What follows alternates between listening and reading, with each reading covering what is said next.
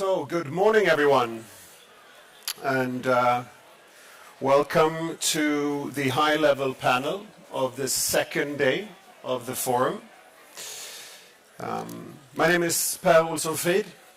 I'm Director General of the FBA, the Folke Bernadotte Academy, which is a Swedish government agency working on peace, security and development. We are mandated to support international peace efforts through the prevention, mitigation and solution of conflict and support to laying the foundations of sustainable peace.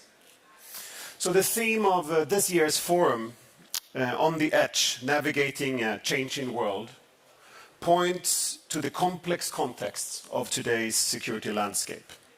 And yesterday's opening plenary on building trust in a divided world did focus and drew on the growing distrust that we experience between different parts of our world today. And there are indeed many compounding crises. Humanitarian needs are increasing, conflicts are escalating, developing funding being cut, and trust in institutions are decreasing. When it comes to conflict prevention, we also see that there's something that is not working. And we have to think, are today's humanitarian, peace-building and development systems, are they breaking? Are they already broken? And if not, are they relevant and how? And what can we do to increase the relevance and effectiveness in what we work with? So today we'll delve into this changing security landscape and what it means for conflict prevention. What's the state of play? What lessons can be learned? And maybe most important, how do we move forward from here? Well, I'm not the one that will answer these questions. I have a distinguished panel with me. We're really happy, and I will introduce you all in just a short second. But I wanted to come back to the microphone that we all have in front of us. It's been there during the whole day of yesterday, and we know that people have wondered, what is this microphone for? Well, this is a microphone for peace. And one of the forum partners, Humanium Metal, has offered CPRI the opportunity to use this at the main stage of the forum. This is a microphone that it's the only one in the world because it's made from destroyed weapons. And it's also made by students in a workshop school in Philadelphia, students who have been heavily affected by gun violence. So using weapons, making it into a microphone, recording and maybe also hiring the voice of peace that we will have here on stage with us. Those voices, that's you. Very, very privileged to have you on stage with me, this panel. With me is on my right, Katrina Lang, who is UN Special Representative in Somalia, with also an extensive background as British High Commissioner for Nigeria, as Ambassador to Zimbabwe. Privileged to have you here with me. It's Majed Al-Ansari, who is an official spokesperson for the Foreign Ministry at the State of Qatar. You're also president of the Center for International Policy Research at the Ministry of Foreign Affairs in Qatar and has also a background in academia as a policy director at university. Most welcome. And then Hila Yoon, founder of Afghan Youth Ambassadors for Peace organization. Also an impressive background in work of grassroots peace-building initiatives, training of young girls in gender equality, on leadership, and being the first responder to humanitarian crisis. And through your NGO, also an experience of negotiating and engaging with religious and tribal leaders through community peace-building dialogues. Very welcome. And then Itonde Kakoma, president of Interpeace, but also, of course, a background as the representative of the Red Cross and Red Crescent societies to the African Union. You also worked with the Martti Ahtisaari Center in Finland, with the Carter Center, with a long background in mediation and in dialogue. Very, very welcome.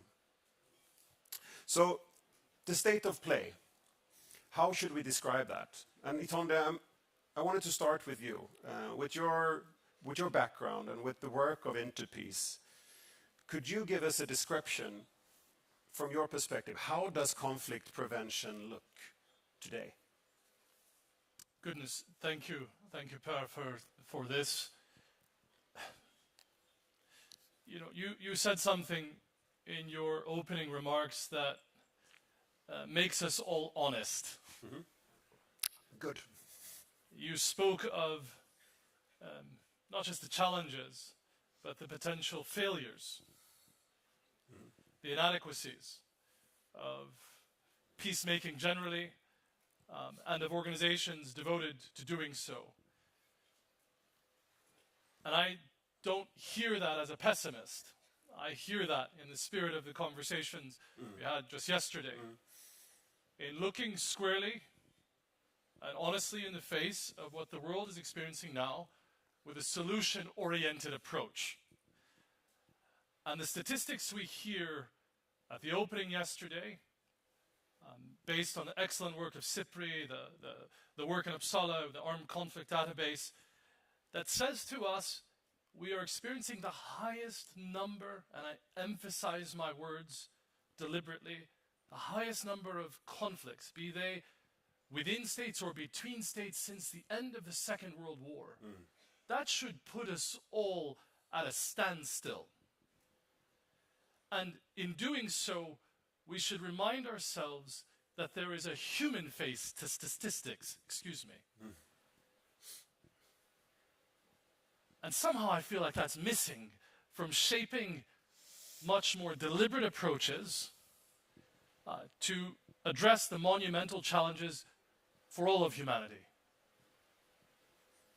So on the one hand, in as much as there is an increase of the use of violence as a means to resolve difference, the peace that we seek and are privileged to at times accompany and facilitate cannot merely be about the end or the absence of violence. I think there's a responsibility for those entrusted to begin to nudge, and don't get me wrong, I am not naive. Ending violence is an absolute necessity. And this also puts the human face again around statistics.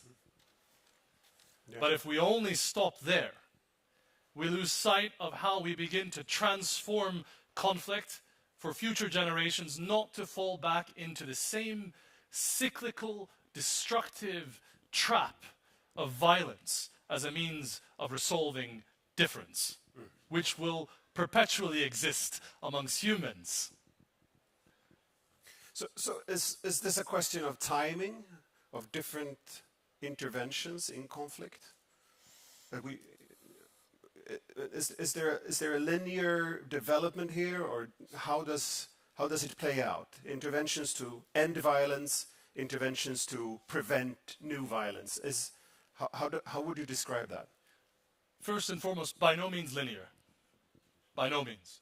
And I think here the robustness, we spoke of partnerships, the robustness of partnerships are absolutely critical in this regard, in the most complementary way of the messiness that the work of peace requires.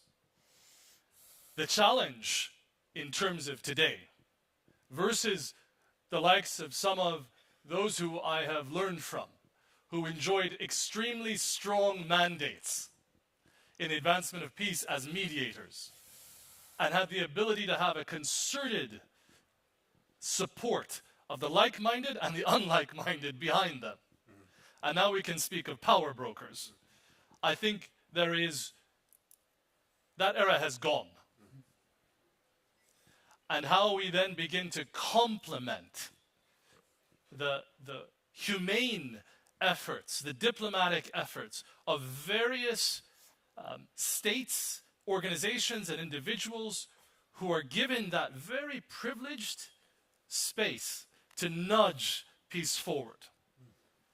But the center, or rather the deconcentration of power globally, is having consequence then for bringing about the sufficient concerted effort required for dealing with complex crises. Thank you, Itonde. Katrina, in your work as Special Representative and Head of UN Mission in Somalia, what instruments and approaches can you use in conflict prevention? And we can't help of building maybe on Itonde's comment here on that the era of the big brokers is gone, and we are many who needs to nudge for peace. But how do you see that role, and what can you as a UN mission do in conflict prevention today? Yeah, thank you, Per. And maybe just to sort of comment on the overall framing before I go specifically into Somalia. So I think it's clear that all countries face conflict, risks of instability, and the question is, do you have the resilience, the capability to manage those conflicts peacefully so they don't tip into violence? And of course, reminding us the costs of not intervening, whether it's through migration, breakdown of supply chains, terrorist threat cross-border, but also the cost of intervening afterwards. As we know in the UN, those many peacekeeping missions are almost obviously a response to a failure, and frankly probably themselves have failed in many cases. So there is a very strong case for investing in prevention, but we don't do it. Partly maybe because governments are obviously working on short-term cycles and budget constraints and so on. So even though the rationale is very strong, it's not just about investing in prevention, it's broadly about investing in resilience generally. So in terms of how to approach it in a country like Somalia or in many of my other countries I've worked in, Nigeria, Somalia, I think you've got to understand the three dimensions to what is driving conflicts. Firstly, what are the internal drivers of conflict? Secondly, the regional drivers, and thirdly, global. Internal, and Somalia is a very good test case of this, there are at least three very common factors. Poverty itself is one of the biggest drivers of instability. Secondly, inequality, whether that's vertical or horizontal, so marginalization of women, of particular clans in Somalia. They even call it the 4.5 model. 4 of the major clans have the majority of power, and the rest are bunched together in the 0.5, the sort of minority clans. Inevitably, that causes grievances and tensions. And then thirdly, a really major risk factor is if you're dependent on natural resources, the curse of oil, minerals, and so on. So those are internal. Regional, if you're in an unstable region, as we are in Somalia and the Horn of Africa, that is also a major risk factor. And we see it through cross-border terrorism and so on. But thirdly, and I think this is the big change we've seen over the last sort of 4 or 5 years, a number of factors have come together. Number one, the global financial crisis, 2008 to 9. Countries are still facing the consequences of that. They're caught in debt traps, which means they can't invest in their resilience. Secondly, climate change, big theme of this conference. Fourthly, COVID knocked everybody off course, hit everybody dramatically. And fourthly, of course, the Russia-Ukraine crisis, which played out very precisely by increasing the cost of grain, the cost of fertilizers. So those 4 factors have come together to massively increase the costs and risks of instability. So you've got internal, you've got the regional, you've got the global. All of this, final point, playing out in a geopolitical context, which, as you said, Itonde, we're no longer in a bipolar world, we're in a multipolar world. So in the old days, it was, at least we knew who the protagonists were. We had the 3 colonial powers in Africa, the 2 colonial powers, well, 3, 4 sort of smaller ones, 2 big ones, France and the UK, obviously Germany, Portugal and others. Russia, US playing out their power politics in many countries, and we're still seeing the consequences of that. But now, we haven't just got China, we've got major new players. One of them is sitting next to me, the Gulf players. Turkey has its biggest embassy in the world in Somalia. It's playing a long game there. So that's also a big opportunity. So that's, I think, the context. I can come on to what we can do about it, but maybe I should pause there and sort of... Yeah, maybe I can just ask a follow-up then, because what you both are sort of painting a picture of an increased sort of a complexity in the conflict dynamics with many levels and many factors that somehow interplay, or they maybe even they are mutually reinforcing each other, pushing the system towards conflict. So where do you start your prevention work then? So I think it's back to these layers. So maybe starting at the subnational level in Somalia, where lots of conflicts are playing out, traditionally intra-clan conflict, but now exacerbated by al-Shabaab, who exploit the conflicts, exacerbated by climate change, which means the traditional nomadic lifestyle is under pressure, people having to move further to get water and pasture. So we can do early warning of that. We even know now weather patterns. FAO, one of the agencies in the UN, is doing really brilliant work on weather pattern forecasting, so that we can help people prepare for what I'm afraid is now inevitable. These climatic risk factors are there. We have to prepare for them. So that's one opportunity. Secondly, I think getting local mediators quickly on the spot. One thing we're often asked for in UNSOM, and actually I think we should be better at responding to, is can we fly in, use our helicopters, to fly in a couple of government or subnational mediators to diffuse a tension, a conflict, before it flies up. It isn't always going to be us who provides it, but we can provide the assets. So that's your subnational level, where you try and resolve conflict before it erupts. At the national level, frankly, it's all about economic development, building resilience, state building, checks and balances, that good old-fashioned stuff that we potentially have taken our eye off the ball, frankly. That's what lifts people out of poverty and reduces risk factors nationally.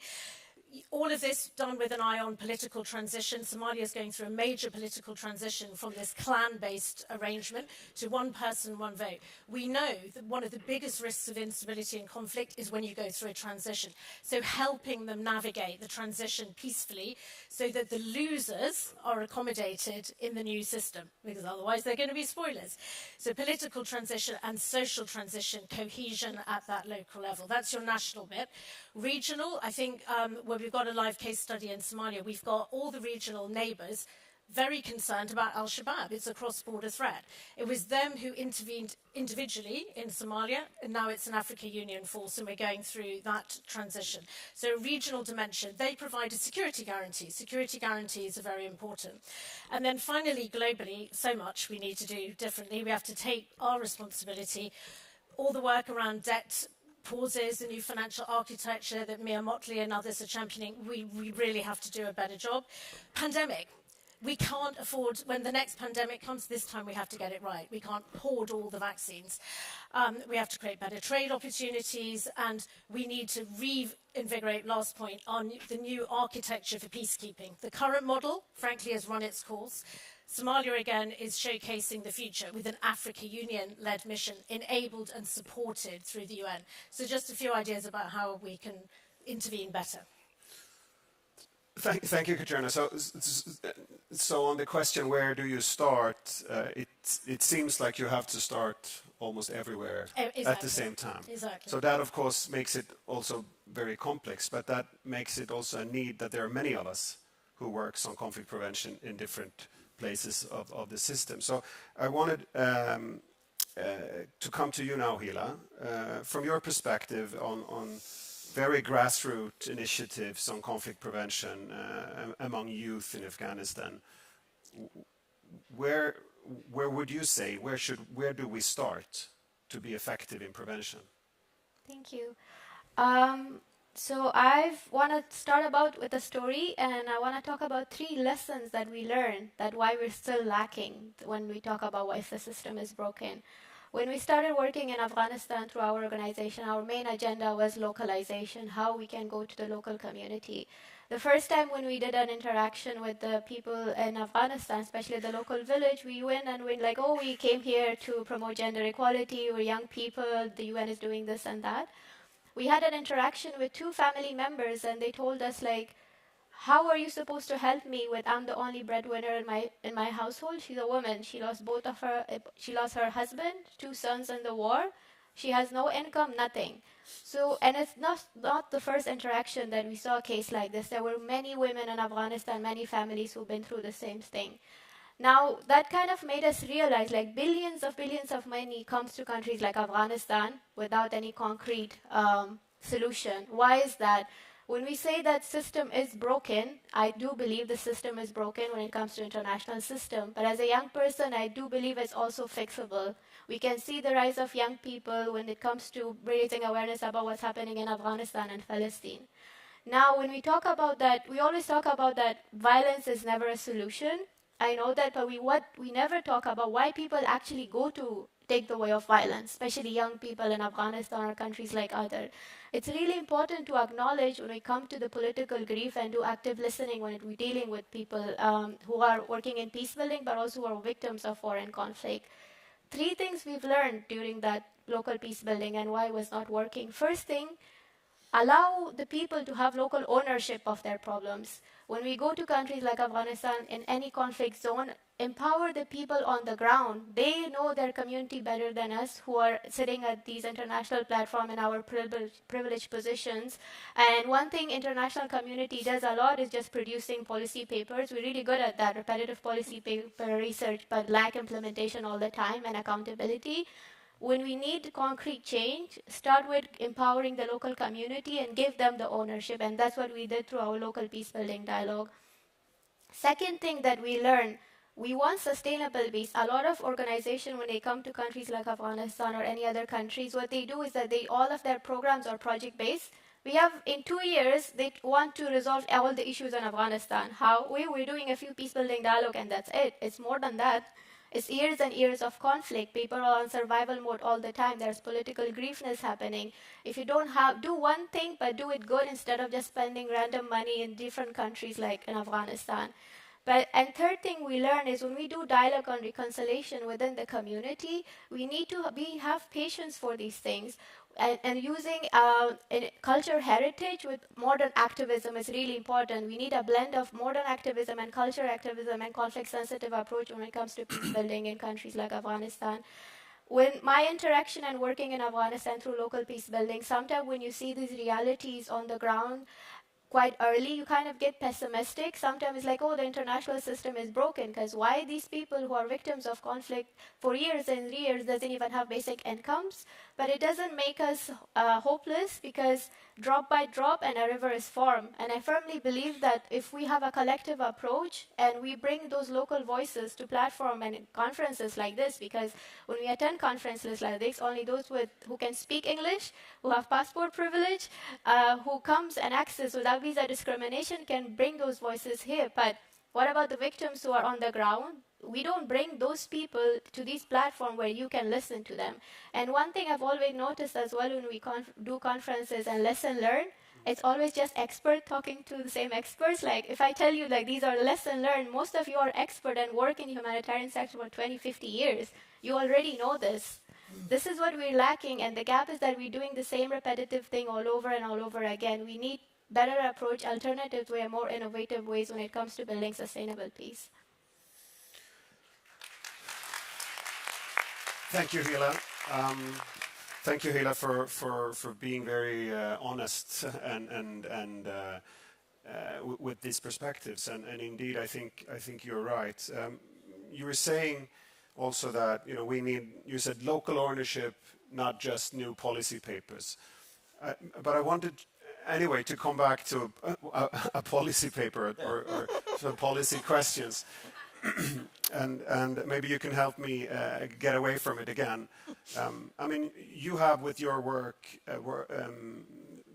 very much focused on issues like empowering of young girls and gender equality or youth in having that ownership of peace building.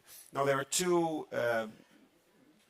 big international agendas on this coming from Security Council Resolution 1325 and 2250 on women, peace and security and youth, peace and security.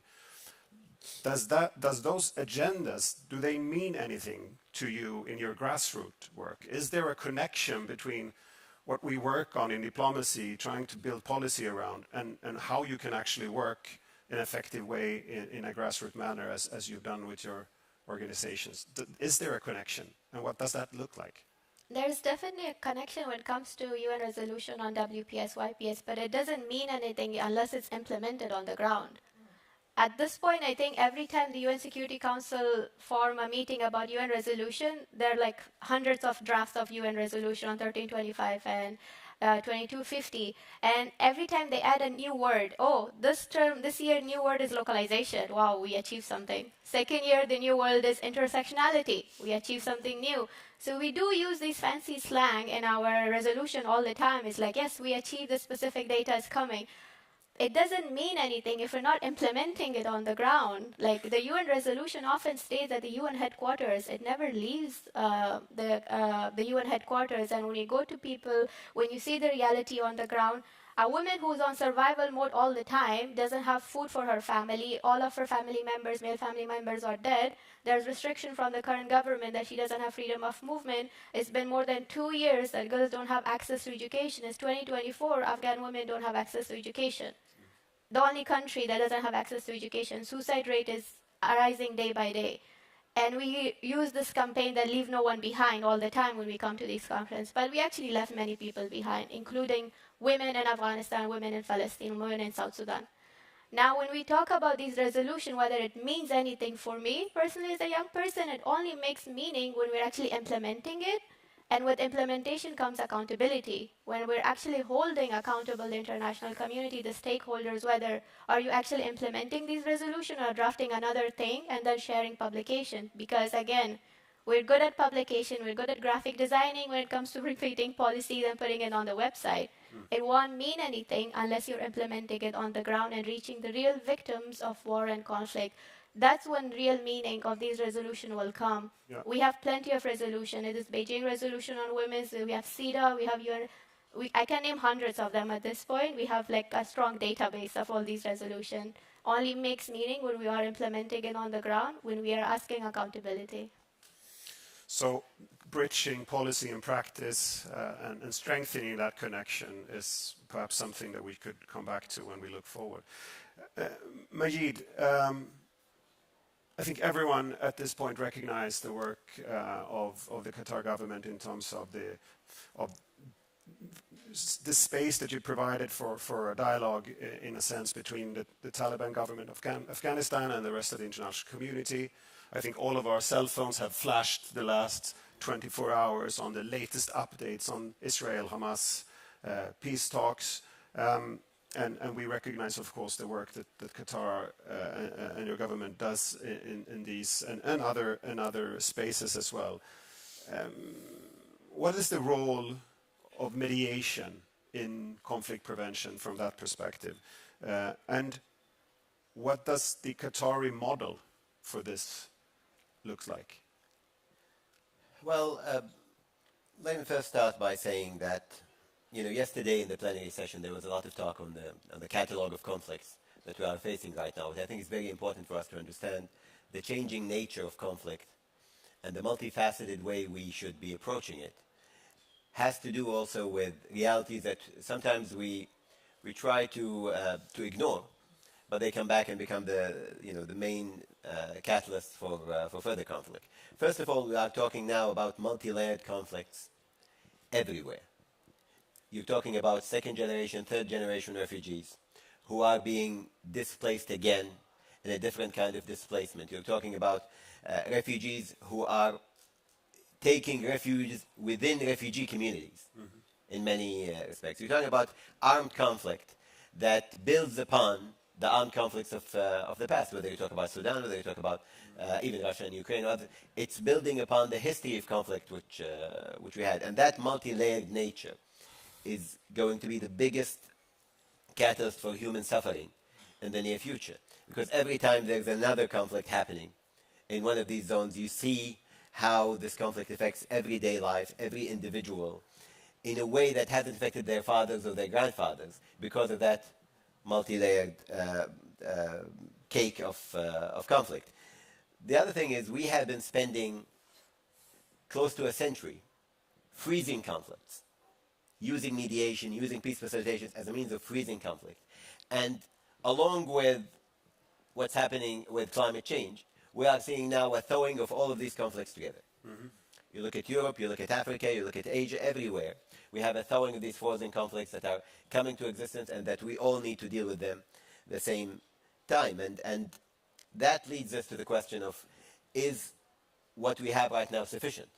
Is the mediation machine around the world today, is it sufficient? Well, obviously it's not. If it was sufficient, we wouldn't be facing all of these conflicts around the world.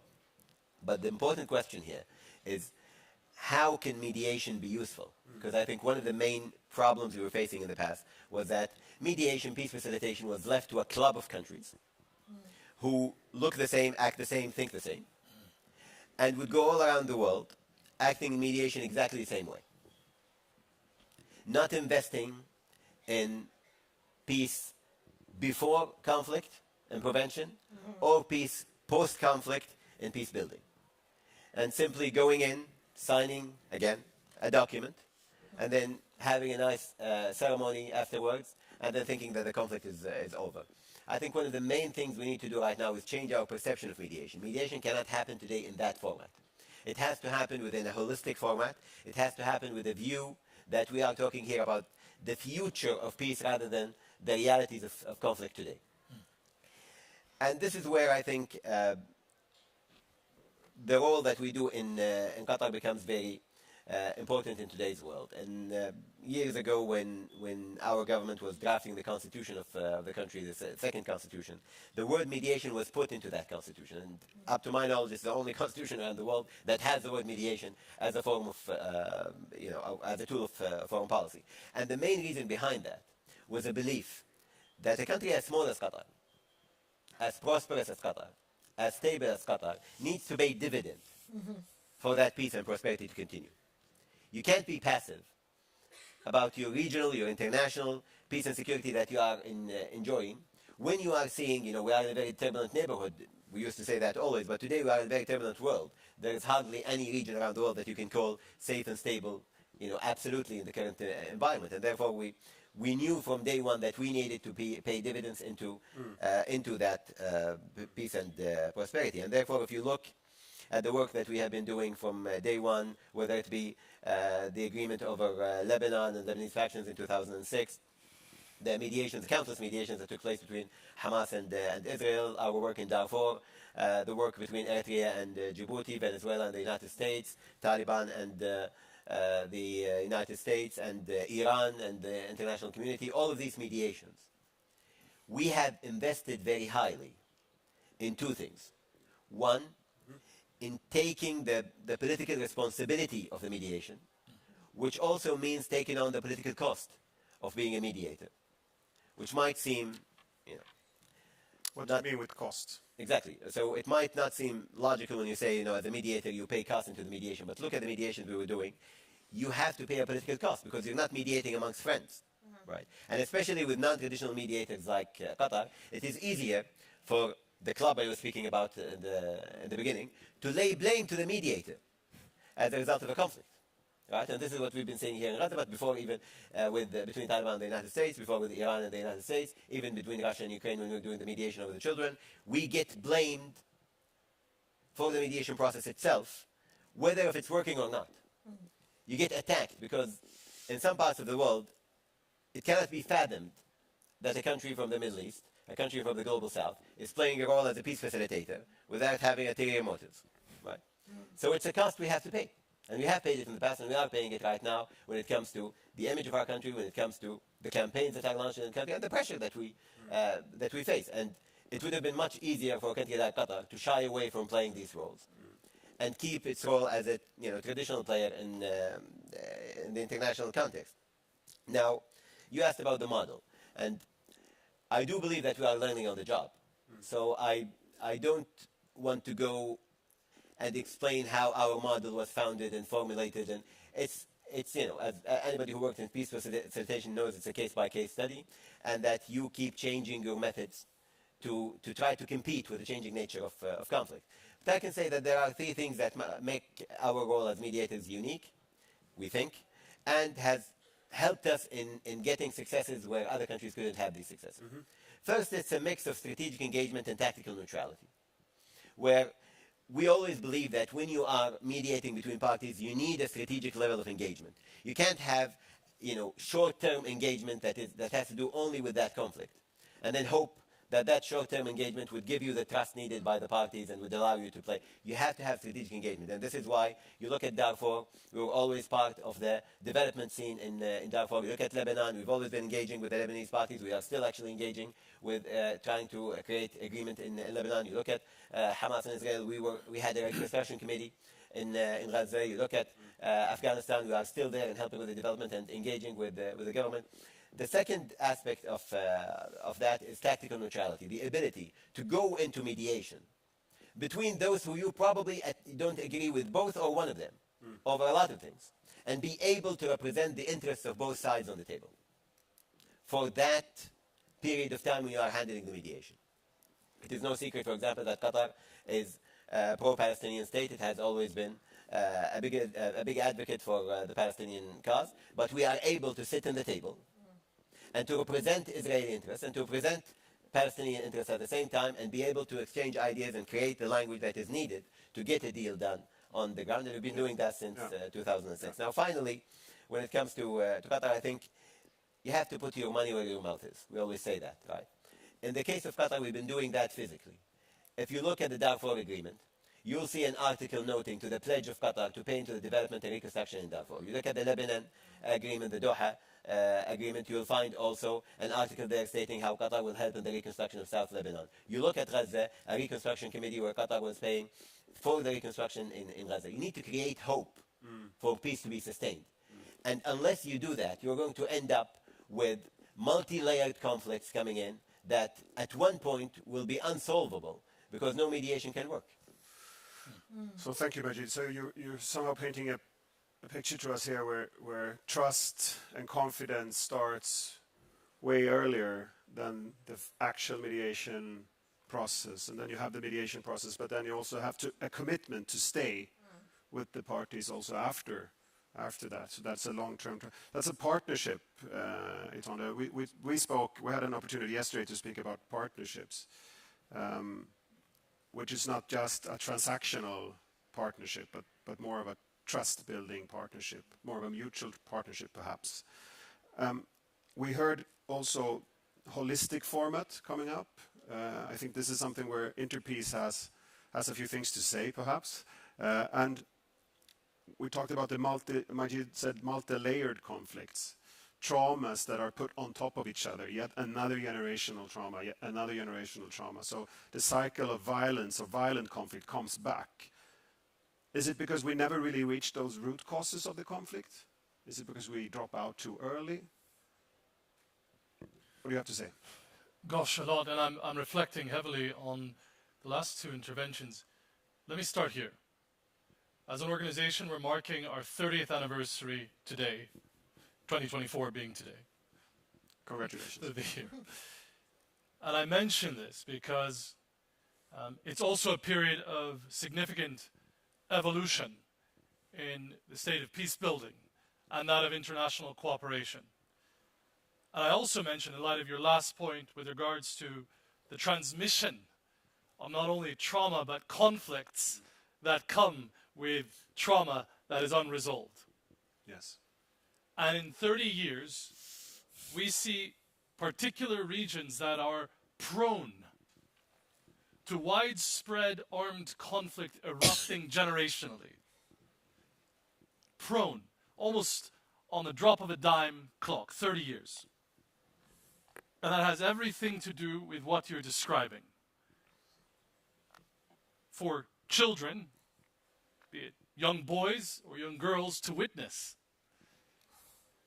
gross human rights violations towards their mothers, their fathers, their uncles, their neighbors, and to see a culture of impunity and a lack of accountability in the name of peace, perhaps, as thin as that peace may be, it is no surprise that we see cyclical conflict amounting to widespread forms of violence on that generational clock. I believe there are ways in which prevention can be deployed as a means to break those horrific cycles. But that requires a much more, exactly as you were pointing to, preparedness to invest in systemic structural changes and the appetite to deal with the past, not in the form of some projectized peace process, but in the very ownership that my distinguished colleague to my left was describing in local communities. And that takes a level of humility, and it takes a level of willingness to listen patiently and allow societies to literally determine, by way of their own ownership, the futures they want. There are at least 3 core lessons which have been articulated already so clearly and better than we could as Interpeace that speak to our lessons over these 3 decades as a peace-building organization. The first of which is basic. No lasting, sustainable, durable peace can be imposed. If it is, it will be short-lived. Similarly, if such a peace is exclusive, it will necessarily be short-lived. That is, excuse my English, it is dead before it comes to life. And that's where I believe, and I hear you, and I join the applause, but that's where I believe normative, and people don't like these words anymore, but they matter. Frameworks enable us to apply based on those earned lessons from the experiences you describe, and to demand those who are entrusted to broker peace to take into account those best practices, especially from the point of view of inclusion. Absolutely in terms of ownership, absolutely in terms of inclusive processes mattering, and absolutely in terms of the long-term accompaniment. Accompaniment is a key word here with regards to advancing peace. I think, for me, as a new principal at a peace-building organization, the most exciting partnership I see for us, and I love this phrase, talking about the future of peace and not the reality of conflict. And in speaking of the future of peace, we now get beyond the short-term political interests of the day that often shape agreements into a more comprehensive set of structural change. Structural change. And for us, an extremely exciting partnership, and I say this with the humility required, I don't know if our colleagues in the room, is with the African Development Bank. It's forcing us to think anew about what peace building, the consolidation of peace entails, and work together with a trusted actor in looking at structural, systemic changes, from food security to infrastructure, to education, to the role of the private sector more broadly in advancing a more sustainable, socially cohesive peace. Thank you very much, Itande. Katrina, it seems like we also, when you describe the conflict dynamics, I mean, there's all these things happening parallel, reinforcing each other. So as soon as we are almost done in one part, there's new things that needs our attention, and we need to move to the next one and work on that. Is there not time anymore to work with the whole cycle of prevention? Do we lose the opportunity to heal, to reconcile? Is that a reason why conflicts, as Majid said, keeps coming back? Yeah. How can you see that from your perspective? No, I mean, I think there is a real risk now that countries are going to find it even harder to get out of these negative downward spiral traps, and climate change is one of the reasons for that, because take Somalia, it had 4 years of drought, and just when it was coming through that, it was hit with horrendous El Nino-related floods. I mean, it's impossible. A little bit of economic development that had come finally post-COVID knocked them completely off course again. And without economic development, you don't have the resources to invest in the state building, the education, health, which enables you to build a social contract and to build trust. So the real risk we're facing now is that countries in Africa, frankly, the fragile states, are just going to go into these endless spirals. And I think, frankly, if we really want to play our part in that, the most useful thing we can do is stick to our promises and actually come up with some investment. You know, the famous 100 billion climate finance, how long did that take to come? How much of that is actually going into adaptation and growth?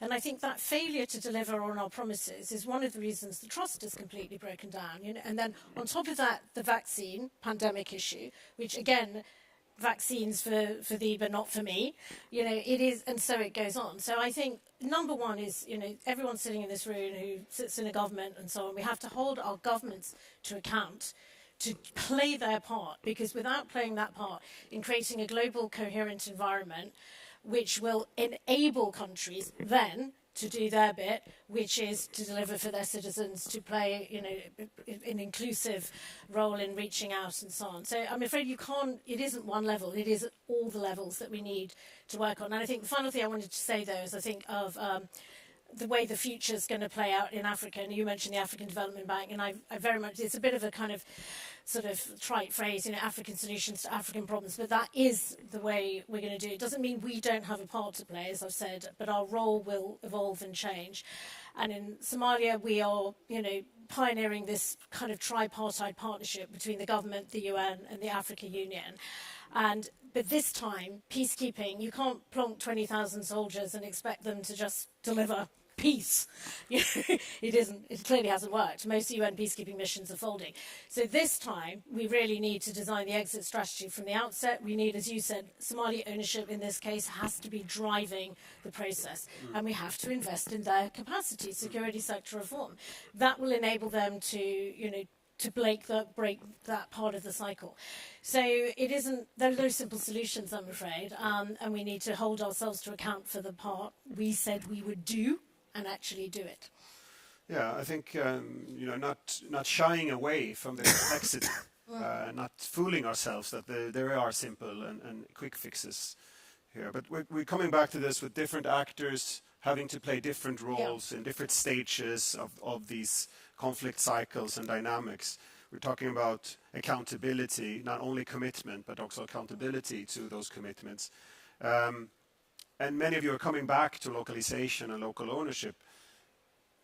Hila, on this, if you would look into the future, look forward, apparently we're all sort of alluding to or leaning towards what you also said, that the importance of local ownership and empowering local communities to own their own sort of peace building agenda. But what do you need as a young Afghan peace builder and your organization and your partners? What do you need from the rest of us? What type of commitment would you like us to do? And how would you want us to hold us accountable to that?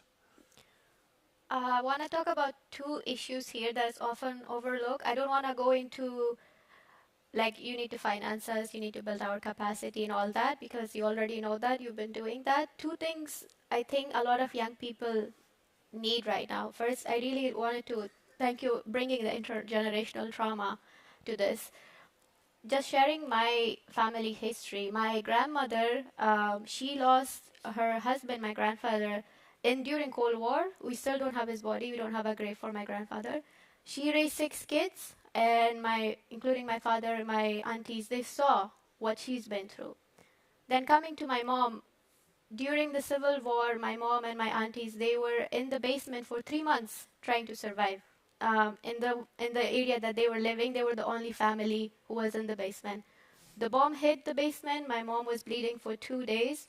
My grandpa had one trolley that he needed to take her to a hospital. There was just one doctor in one hospital, and he performed the surgery on her. That's a big trauma. From my grandmother to my mother, then I was born. In Afghanistan, I lived in Afghanistan my whole life, witnessed many terrorist attacks, survived many terrorist attacks. So when you're a young person having intergenerational trauma coming from your grandmother, from mother to me, and then you work in peace building, and this is not just me in Afghanistan. There are plenty of people, kids, witnessing their whole family getting slaughtered in front of them, and we've seen it on social media every day. So when you talk about healing and peace building, don't underestimate this trauma that young people are witnessing. Why people are getting recruited, why people are going to violence, why people are taking an arm and fighting each other, killing each other. we're losing the human touch here, that why certain people, when you see your whole family getting slaughtered in front of you, what do you expect? The person to have patience and just sit with the enemy and talk about peace and sign an agreement? It doesn't work like that. A lot of time when we talk about peace building, addressing intergenerational trauma, providing young people the healing, the necessary tool that we need to heal our own trauma first. Because if you are a mediator, facilitator, we have our own biases as well. Address our own biases first, heal ourselves, then you're going to heal your community and your society. And this is something overlooked in a lot of peace process and a lot of things. And young people, when we talk about, okay, what do you need as a young person? We'll give you money, we'll give you capacity building, we'll give you some few toolkits, you can go and provide some few trainings. We need more than that. Second thing that young people need is safe spaces. Often young people, when we go to peace mediation or anything, the role of media and AI and the smearing campaign that happens against young people and even people who are in the peace process, defamation, character slaughter on social media, we often overlook the role of AI currently on how it's perpetuating and boosting the violence, and how a lot of people who are in the mediation and peace process, especially young people, end up being cyberbullying on Twitter, on social media. And this is overlooked because a lot of young people, we don't have enough resources to actually raise our voices, because if the government is doing a smearing campaigns against young people and showing us as a perpetrator of violence rather than people who come and bring the solution, we sometimes lose that motivation and confidence in ourselves whether we need to be in this peace process. Now, in most conflict-affected countries, majority of the population, more than 60% of population, are young people. And sometimes we're considered as a perpetrator of violence, and they're like, there is ageism, they're like, oh, this is just a young person. It doesn't need to be on the table. Yes, we can bring a few young people on the table as a tokenistic approach. Thus, we brought a young person from Afghanistan, from Palestine, or like from anywhere, and have a few talks. Nobody takes us seriously, and nobody addresses the intergenerational trauma that we are carrying from our grandmothers, from our great-great-grandfathers till now. So when we talk about these things, like what do we need from international community? What do we need from policymakers? These two things, focus on these. Leave your comfortable bubble for once. Address these solutions. See the realities on the ground of what young people are facing. Activism is still a privileged thing for a lot of people. And for many of us, it was never a choice. Resilience was never a choice for us. We never want to be resilient. If you're coming from Afghanistan, if you're coming from Palestine, if you're coming from South Sudan, from Ukraine, if you're telling people, young people, that, oh, you've been through so much, we really appreciate you, you're so strong, you're so resilient, going through so many things. It's not a choice. It's never been a choice. Not a lot of people want to be resilient. Not a lot of people have even the privilege to actually process the grief. So a lot of people in countries like Afghanistan conflict, back-to-back trauma, always on survival mode. Do you even have the space to grieve your previous trauma and then focusing on healing and then focusing on peace building? You're sitting at a round table talking about peace negotiation and both of them killed each other, family members. It's not going to be easy to just sign a document and then in 2 years, yes, we agreed to a peace process and a peace agreement. It just doesn't work like that. And sometimes people who work in peacemaking, UN peacemaking missions with the UN for 50 years, more than that, still don't realize the basics of humans. Are we addressing this first, or are we just like drafting another resolution and then talking the same? What do you need from us? I think these are the two things that are often overlooked, and we young people want these to be acknowledged. Hila, thank you so much again for bringing that very human perspective to the stage. And I think that there is, of course, a notion of this with safe spaces that we talked a lot about in terms of child rights, and the rights of the child in conflict, to have safe spaces for children.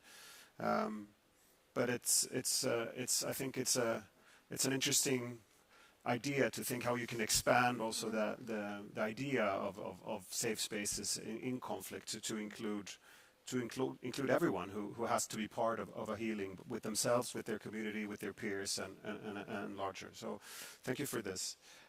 Majid, to come back to you now, no lasting peace will be imposed, Itonde said, and I think the work of your government, also of the government of Oman, shows that there is, in the Middle East region, within the region, there is plenty of expertise and capability to mediate, to work on conflict prevention.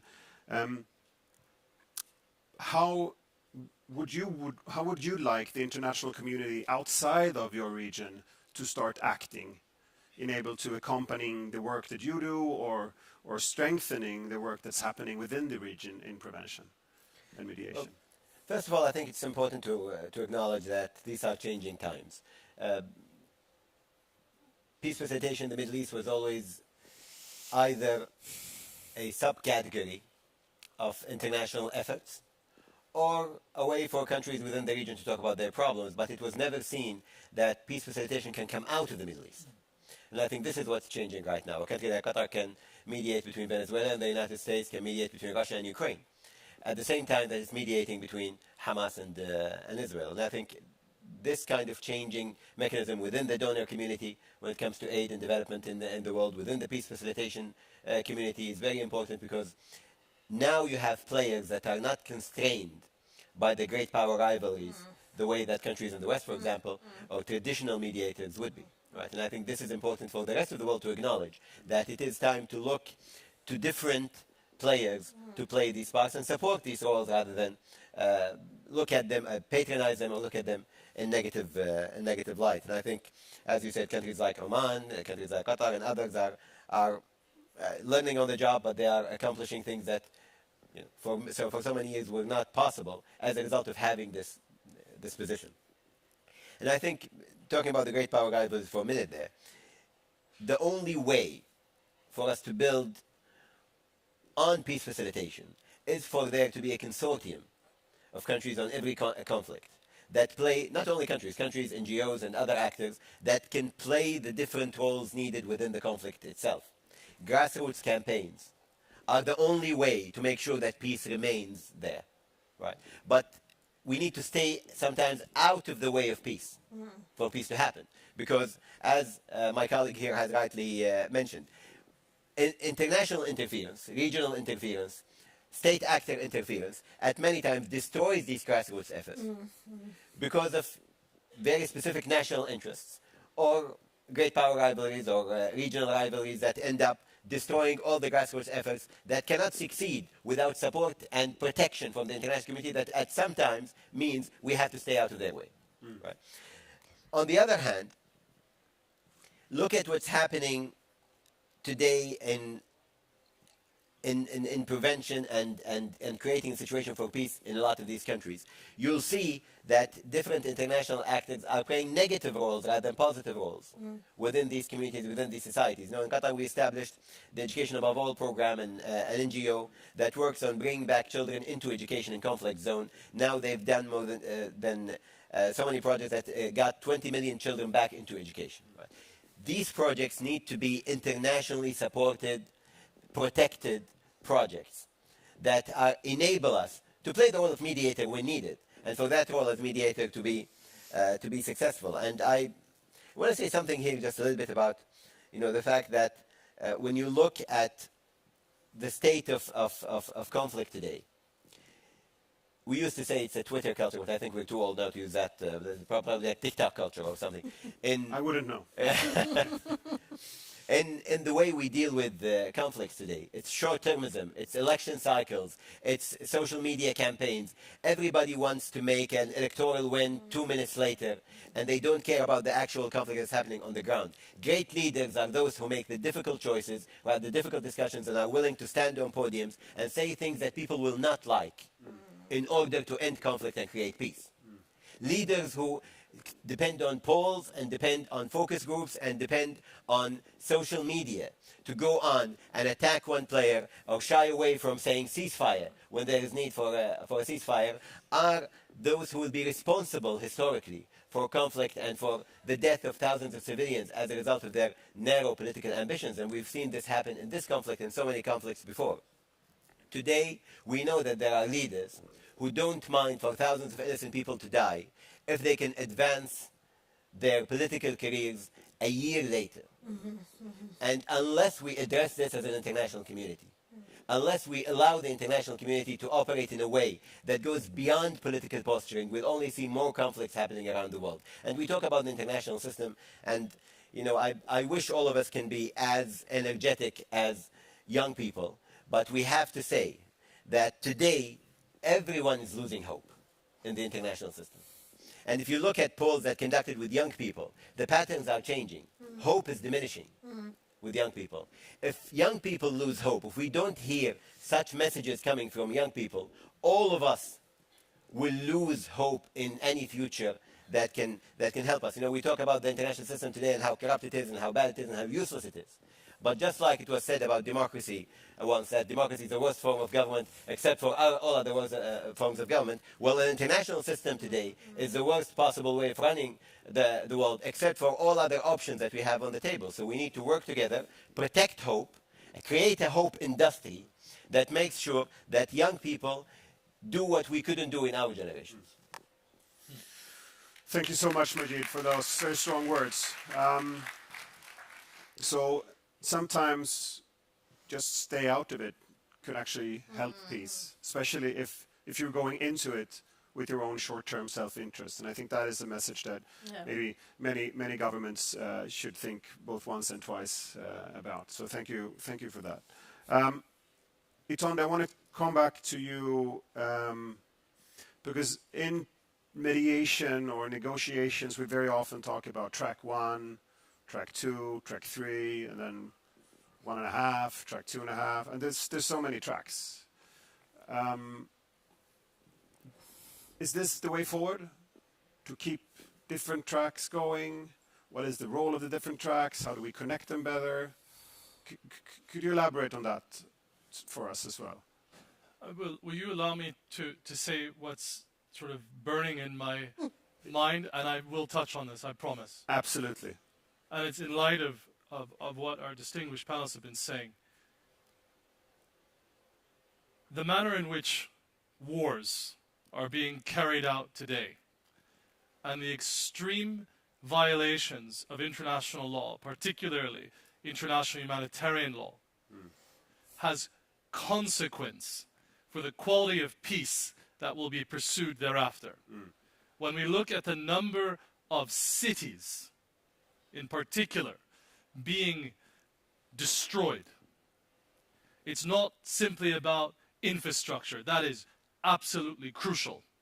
It's about the societies and the communities and neighborhoods within those cities that are being dismantled, and the social fabric that is also violated as violations of IHL are being conducted in so many parts of the world right now.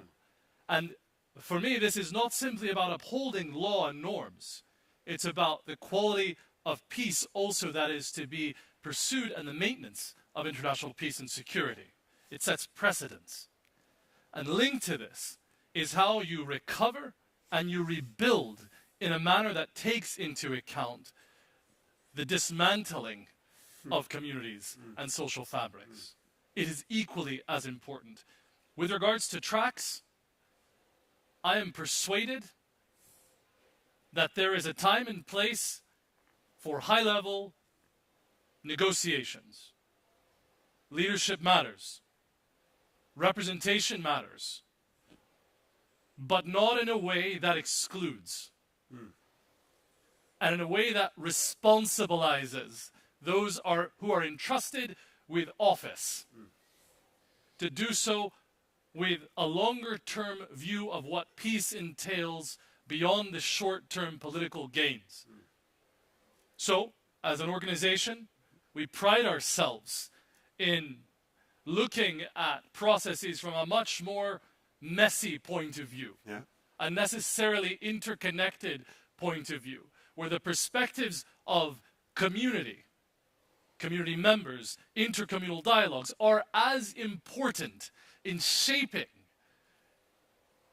policies at a national, regional, and international level, and vice versa.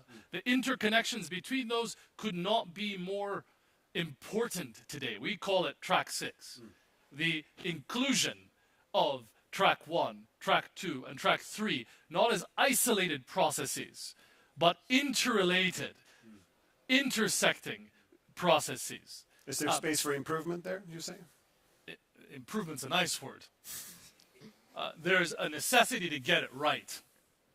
Yes. And I know there's an increased burden excellency, on the trusted venues like Doha and like other increasingly trusted venues for parties to work out their own solutions. But the manner in which we do that necessarily, as you indicated, entails that intersection with other tracks, other processes. I personally, can I use this word? No longer like to use the categories of tracks. If you think of our founding chair, Marty Atazari, who founded CMI, served as chair of Interpeace for 9 years, Nobel Peace Laureate. When receiving his Nobel Peace Prize, he saw no distinction between the work of a power broker in mediation and that of the long-term hard work of peace building. And he addressed the audience as my fellow peace builders, because he saw that in order to advance peace, even at the highest level of decision-making, you needed it to be undergirded by a much broader, inclusive approach to peace. Thank you. Thank you, Tondo. Yet another perspective, I think, for everyone here to carry with them. So we're reaching the final 5 minutes of this session, and it's been incredibly rich, I think. Thank you so much to the panel for everything that you've been able to share with us. I want to give you another last opportunity to share with the audience, but at this point, I want you to share in 1 minute each. What is the thing that you will your takeaway from what your fellow panelists have brought to the discussion? What is your takeaway from what the others have been able to bring forward? And this is not the prepared last question, so this is new for them. And I want to start with you, Katrina. Yeah, oh my God, so much. It's been an absolutely amazing panel. I've been taking notes. I think one thing, as you said, trauma. I think, and that sort of links to how you can actually heal from this, repeated, horrendous trauma, personal trauma. So I think factoring that in and having time for that as you heal and rebuild and enable people to forgive each other, some terrible atrocities. And we've seen that in, with Boko Haram, Al-Shabaab.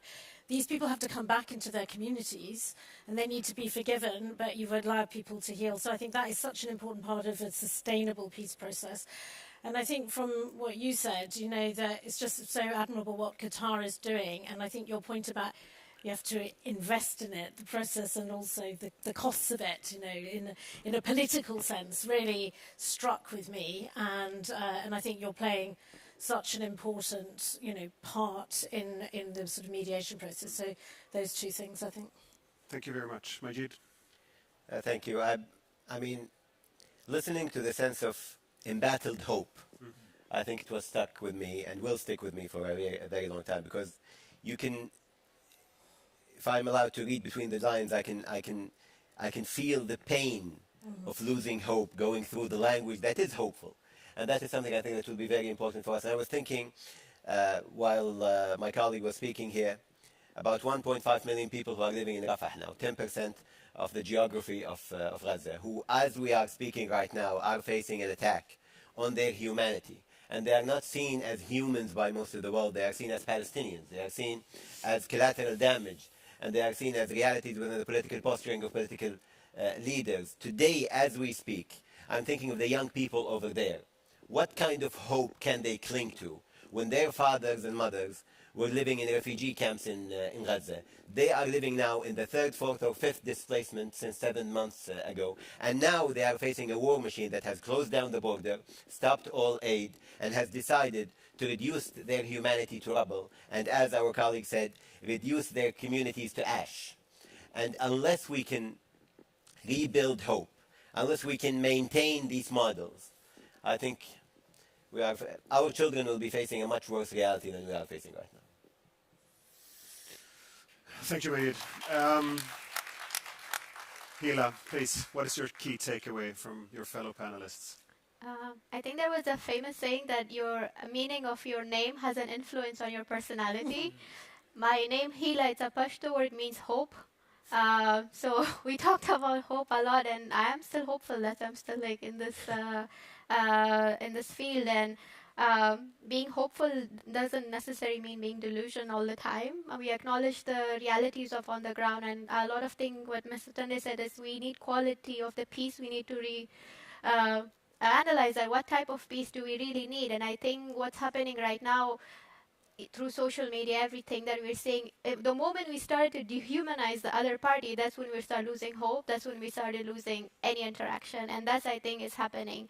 We dehumanize the other party so much that they're nothing, their grief, everything is downplayed so much. That's when we're like losing track of what peace actually means and how to promote peace. But also the multilateral engagement with Mr. Majidi said is that sometimes the pressure is so much on the mediator. It's like, we're doing good, but you're also blaming us at the same time. So like, who should actually take this responsibility? And I think there is intolerance within the different stakeholders at the same time. There is intolerance between the engaging party, but then there is intolerance when it comes to international community and some Western countries, the way they see the global South as well. Yeah. Like, if this country cannot host as a medium or as a mediator, we should do it better, then do better.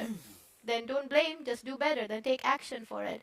But if you're pushing the same standards on global South all the time, it's like you need to do this is the standard that we put, that is not going to work. And I think reevaluating how much intolerance the international stakeholders have towards each other is something we need to analyze as well. And that's, I think, two of my key takeaways. And let's still hopeful for the future, and yes, still hopeful for now, because and what gives me hope recently, like the demonstration that we're seeing at the USCLA or like different Colombian university, and how our generation, Gen Z, is like getting up and doesn't care about their diploma, doesn't care about their gift, but they're standing towards humanity.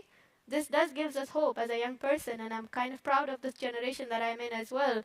And this is what we need. We need to build that intergenerational dialogue all the time and respect the intergenerational element when it comes to peace building and peace processes. Thank you, Hila. Itonde, what's your key takeaway?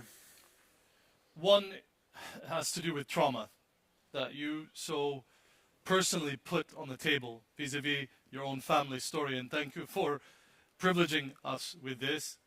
And I say that in light of looking at trauma not as a soft issue.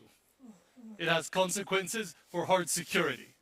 Because if you don't deal with the past, the very leaders entrusted to make decisions have that burden and inability to see a future beyond a cycle of violence. Secondly, I take with me this wonderful, simple phrase: moving beyond the reality of conflict to envisioning a future of peace.